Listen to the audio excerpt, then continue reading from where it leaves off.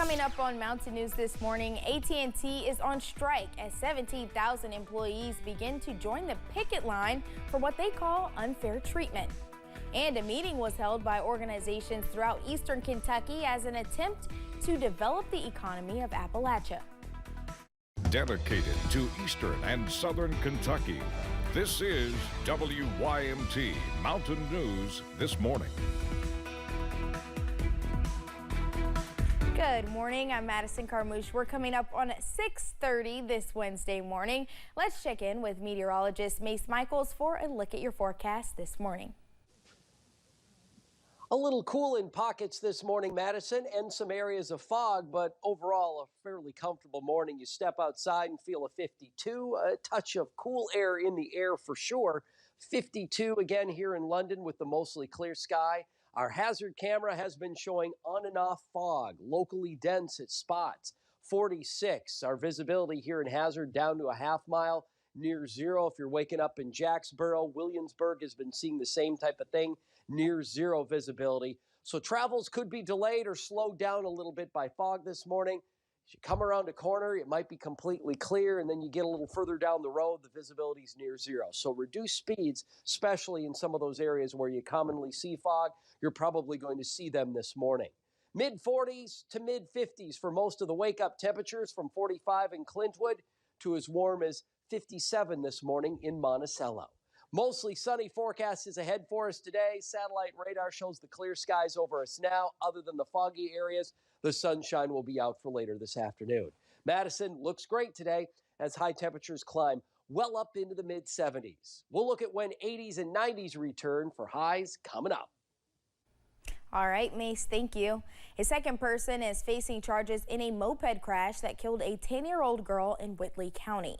Wade Martin is charged with murder and driving under the influence. He is accused of drinking and then driving a moped that crashed into a car on I-75 on August 4th. Denisha Martin, the mother of the girl who died, is charged with complicity to murder. Her criminal complaint says she admitted to knowing Wade had been drinking beforehand. Wade and the child were flown to UK hospital where the girl died. Both suspects are being held in the Whitley County Detention Center. One person is dead after a fire in Mason County, West Virginia. Several fire crews responded to a large house fire in the Glenwood community late Monday night. A 74-year-old man who lived alone at the home died and his body was sent to the medical examiner's office. No word on what caused the fire. State police are asking for help investigating a deadly crash in Pulaski County. KSP troopers were called to the crash just before midnight on Saturday. They say Derek Glover, an off-duty Lancaster police officer, crashed into a motorcycle being driven by a child not wearing a helmet. The child was pronounced dead at the scene. Glover was not injured. If you have any information about the crash, you can call 502-782-1847. A Jackson County man was sentenced to 22.5 years in prison for the production of child pornography. According to his plea agreement, 41-year-old David Parkey exchanged a series of sexually explicit messages and photos with a minor last year. In the messages, Parkey directed the victim to take photos that were sexually explicit and then send them to him via social media. In northern Kentucky, investigators are looking for more victims of an accused serial rapist. Billy Highlander is accused of raping 4 victims, including one that was younger than 10 years old. Investigators say the assaults happened in Pendleton and Robertson counties.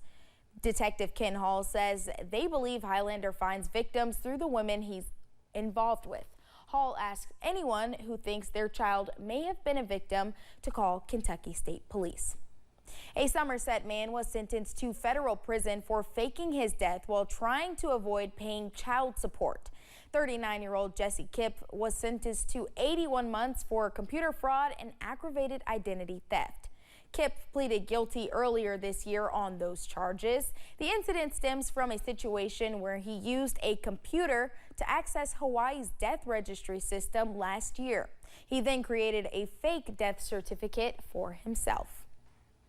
Last night, the Kentucky River Regional Animal Shelter hosted its first board meeting since former President Tony Vaughn stepped down. The biggest item on the docket was finding an interim president who understands how the shelter operates.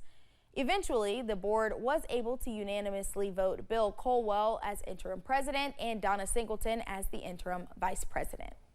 Those are two people that are working really hard for the shelter every single day.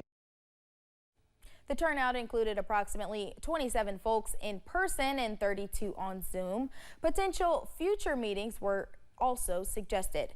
The permanent president will be voted on in the September or October board meetings. AT&T workers are on strike for what they say is unfair treatment. WYMT's RJ Johnson shares their concerns and what they are hoping for.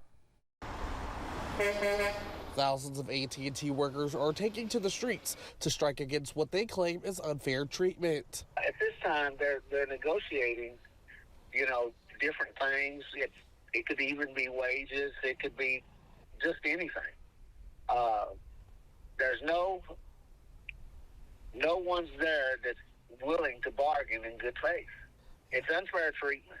They are a part of the Communications Workers of America Union. The majority of those on strike are in District 3, located in the southeastern region of the country. District 3's Local 3372 President Frank McMillan says what they are asking for is simple. I'm pretty sure we all wanted to avoid this. We never wanted this. Just treat us fairly.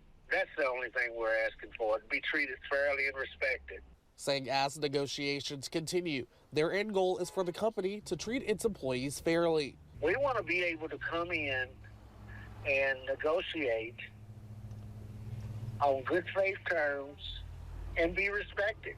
You don't want to go on the table and not be respected and just say what you want or not come in there and do what the right thing is to do. Saying no matter how long it takes to reach a deal, the CWA will be firmly standing behind them. They could last for a while. That is a decision that would have to be made by our president and however things go in the bargaining. In Harlan, RJ Johnson, WYMT Mountain News.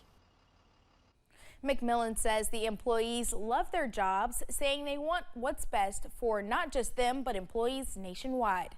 There was a debate in Frankfort yesterday over school restrooms. Part of it was over discipline issues in restrooms, but most of the discussion yesterday in the Interim Education Committee was about a new design that has both individual private stalls yet common areas for sinks. As WYMT's Phil Pendleton explains, this new design is being used at a middle school in Lexington. Open concept. Representative Matt Lockett says parents came to him concerned about the restroom design at the new Mary Britton Middle School, which have open sinks and mirrors and enclosed individual stalls. Yes, there are separate stalls, but each stall is gender neutral.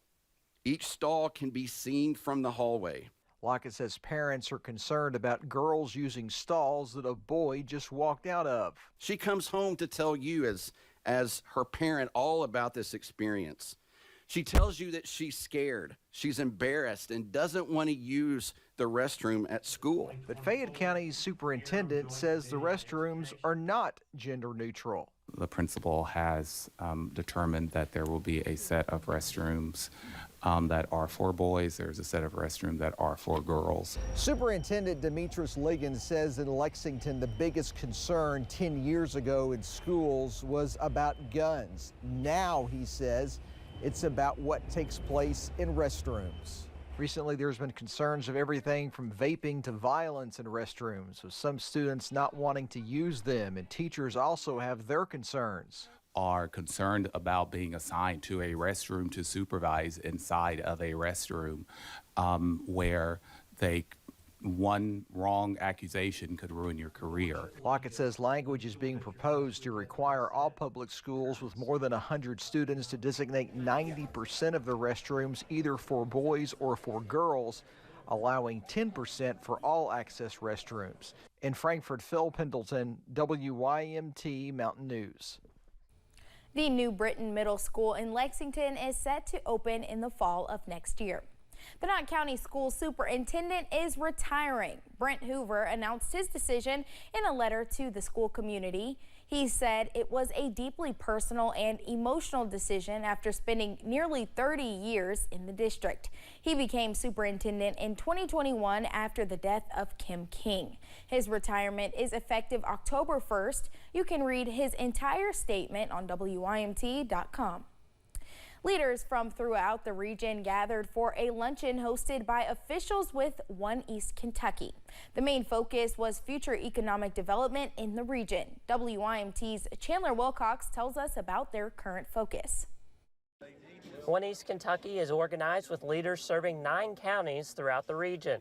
We support the community and economic development efforts of our cities and counties. The past 10 years, there have been continued investments. With help from leaders in those cities and counties, officials say they have 3,000 acres of build-ready sites. We're limited in our land resources, but we are making the best of it with, with build-ready sites and software technology. Officials have been in continued recruitment, working to get companies in those spots. It does not happen overnight. There are relationships to be built, there's money to be raised, and there are sites to be developed, and that's where we have really put a lot of our emphasis. Officials reported 95% of jobs incentivized by the state since the COVID-19 pandemic have been along or west of Interstate 75. Wiseman says as the relationship with state leaders gets better, they look to bring those jobs eastward. Yes, there's a larger population, there are larger metropolitan areas west of I-75, but we have a lot to offer too. Officials say they have more than 1,000 prospective jobs and a workforce often satisfied and willing to commute. In Hazard, Chandler Wilcox, WYMT Mountain News. Cindy Wiseman is also the CEO of Kentucky Power. She says Kentucky Power has donated nearly $1 million to One East Kentucky for operational support and grants.